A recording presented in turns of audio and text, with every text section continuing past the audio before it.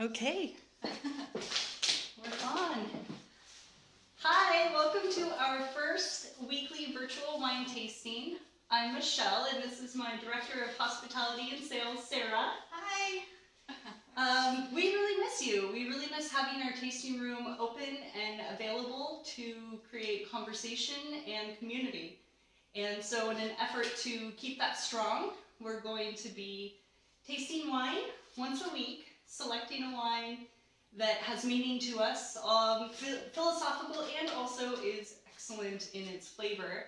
Kind of dissect it, kind of talk, and just create a community through technology, which is pretty amazing that we're able to do this, really, if you think about it. It's quite a luxury. So let's kind of dive in. I selected a wine for today that has a lot of personal meaning to me, and it's personal meaning about resilience, which is why I think it's important that we dive in and dissect it. So this is our 2013 vintage Reserve Whole Cluster Pinot Noir. And it's pretty amazing because for a couple of reasons. Do you recall in our portfolio we've done a whole cluster before? No, this is the first. This is the first one, yeah. And I'm in love with this wine for quite a few reasons.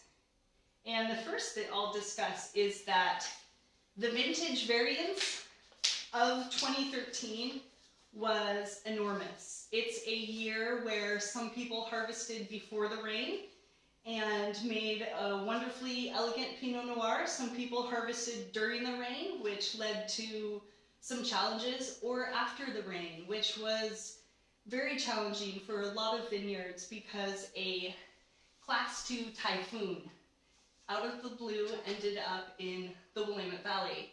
And it was something that was a complete surprise natural disaster. There was a typhoon and it was on its way to Japan, and it went, nope, I'm gonna go touch down in McMinnville and ruin everyone's wine. And that's essentially what happened. It was devastating. A lot of crops were completely lost, and there's always a lot riding on Mother Nature when it comes close to harvest time. In the fermentation program that we have at Seifert Winery, we generally ferment all of our Pinot Noir destemmed. So just whole berries, we remove it gently from the cluster itself, separate the stems and the berries. I'd always wanted to experiment with whole cluster fermentation. The process of carbonic maceration, the added tannins that come from the stems are really wonderful, but there are some challenges when you dive into that fermentation style. And also, since fermenting Pinot Noir in 2005, we had never seen a reason to do a whole cluster or to change or modify our program in any way. So it was always kind of an idea set aside that maybe one day we would dive into.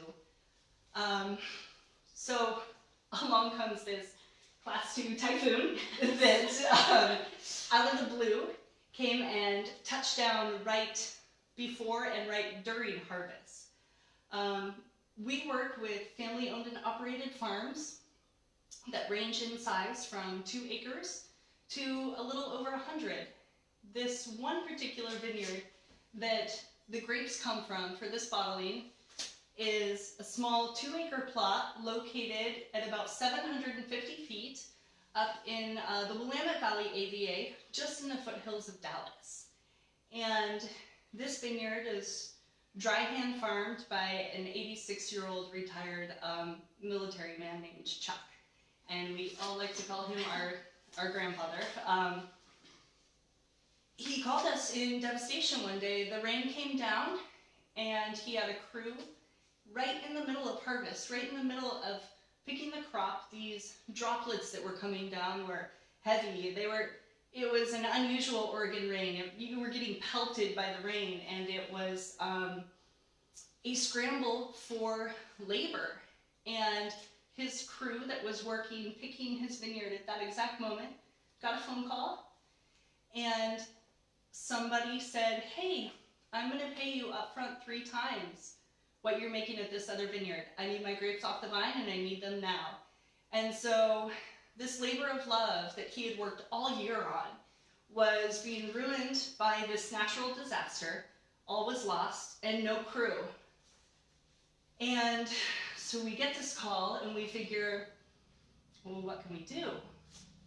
Whole cluster. Just throw it straight in the bin. We drove a bin on our big flatbed truck. It's really fun. Sarah has driven. It's really fun. The big yellow truck. The big yellow truck. Our daughters love to ride in it because it's really bouncy and they're up high and they get to see the world. It's always an adventure when we're in that truck. We just rolled up with the fermentation bin and all of those clusters went directly into the fermentation bin. Straight up, whole cluster. It was something that was an idea that came out of necessity. We were thrown with these circumstances that we had never encountered before. Always had the idea in the back of our heads, but at that moment in time, that was what we could do to save salvage and make a fantastic wine. So, and it's very fantastic. It's very fantastic. I have a lot of emotional connection to this wine because it opened up a new style of process for us. But what I find that is most impactful about it for me when I reminisce on it is it was about working together. It was about resilience. It was about circumstances that we had no control over and that were completely outrageous. And I feel like a lot of people feel like we're in that boat right now. And so I wanted to showcase this wine. So we'll talk a little bit about it. What do you feel that people enjoy about this wine when they come into the tasting room?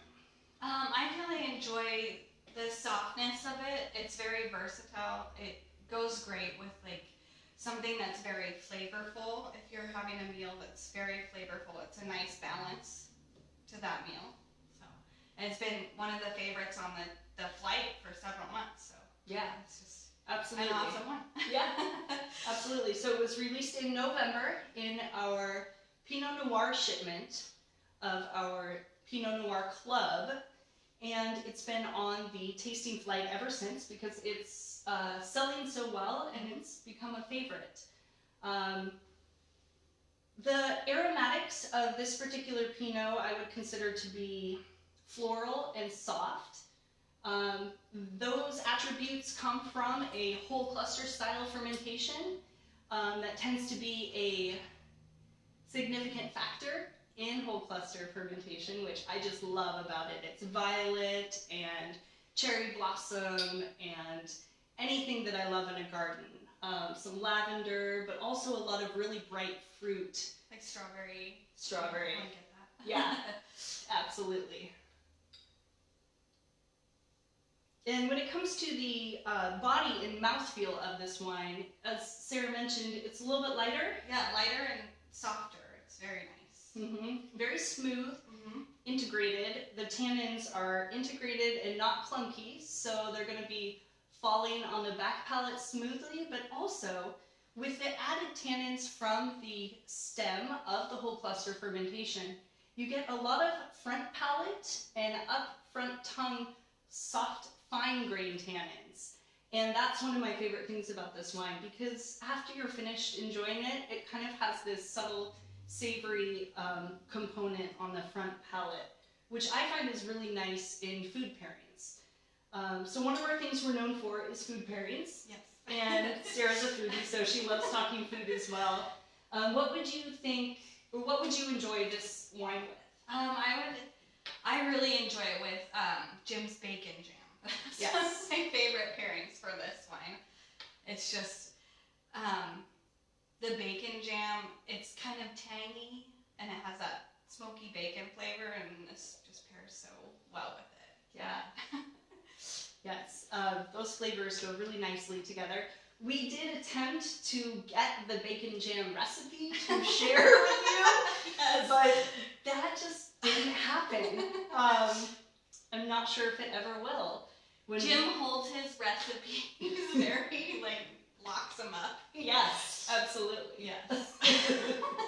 We have tried very hard. So any, bacon jam recipe from the website is going to be great. Smoky flavor, you can add that with liquid smoke. You can get a particular cut that's already smoked. And do you think that something that's a little bit fattier is what goes nicely? Yes. Yeah, so that thickness is going to go nicely with the vibrant acidity of this wine. Let's see, what else could we recommend as a pairing? One of my personal favorites is I like the textural components of this wine. It has those really nice fine-grained tannins, but also it has a wonderful vibrant acid on the finish that makes it really balanced and a good palate cleanser. So I like to get a really, really, really sharp cheddar. Oh yeah. So my favorite is the extra sharp 5-year aged white cheddar from Tillamook. And what I love about it is the texture of the cheddar is really chalky. It's flaky. When you slice it, it just crumbles. And so you have the smooth, vibrant acidity of this with the chalkiness of the texture of the extra sharp cheddar. I really like that juxtaposition of flavor kind of in that palate experience. It's a really enjoyable sensory experience. So you'd recommend any sort of pork? Oh yeah. Yeah. Or even like a roast, like with a lot of flavor, like rosemary and oh, that would go so good. Now we're hungry. Awesome. Great. So any of those savory herbs like rosemary and sage, those things grow really lovely in the Willamette Valley. They're very easy to grow, those wooded herbs outdoors. So I like to always have those in my garden. Oh yeah. Easy access to that. The one thing I'm going to get up close here with this pork. Yeah. So if you can see, those are the tartrates that have formed on the cork that are from the added complexity of the style of fermentation that we did with the whole cluster. We've never had wine diamonds on a cork like this be so pronounced, and I kind of revel in it because I find it fascinating, and I always get really excited. Sometimes people go, oh my goodness, what is that? And there's something in my wine. Well, that actually means that it is not overly processed, it's not fined, and it is not filtered, and that's the good stuff. That's kind of the realness that you want to see in a product that's fairly natural. Yeah. So, back on reflecting on vintage in and of itself, the year 2013 presented a lot of challenges for us and the wine industry overall. But I'm a really big fan of giving brands the benefit of the doubt, because there are a lot of media sources that discuss, oh, this vintage is really great. No, this vintage is not so good. Well, one winemaker might make an excellent wine on a hot year, which I feel is pretty easy to do, but that's my bias. And when you have cooler years with lower heat accumulation points, it's going to be more challenging. Or on a year where you have this crazy class 2 typhoon that drops down out of nowhere, well, what is it going to do to the wine?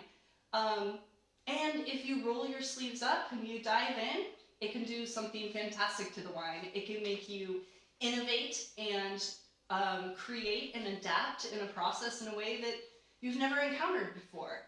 So I really think that when you approach vintage of itself, don't write off a particular year just because one media source, one reviewer said, that's not a great year.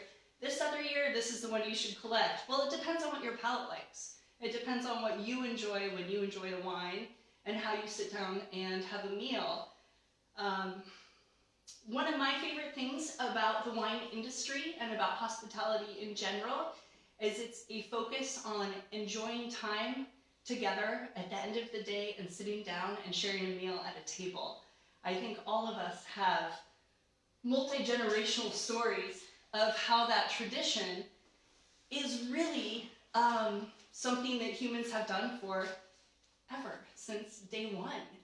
And while that has been changed for us at this current time, we're really thankful for technology that we can connect with you and continue to have that experience of sharing a moment with a glass of wine while you enjoy your meal, or sharing an extension of that through this outlet. We hope that in the future we can do that again. Yes. And until then, we'll continue with our weekly wine tastings that are virtual.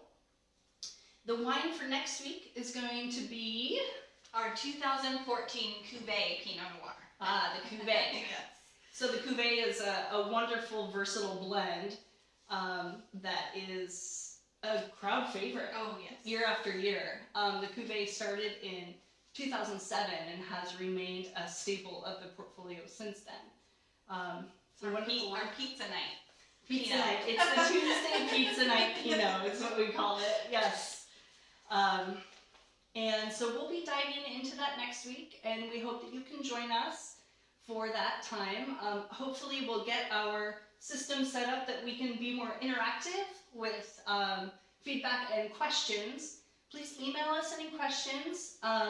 Sarah is poised and ready, as always, to take care of any questions you have, any wine needs you might have, or any comments, any feedback.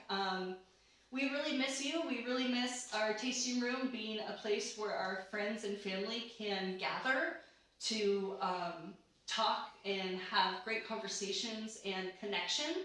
So we're attempting to continue that. Yes. Yeah. And hopefully you'll have a chance to join us next week. Yes.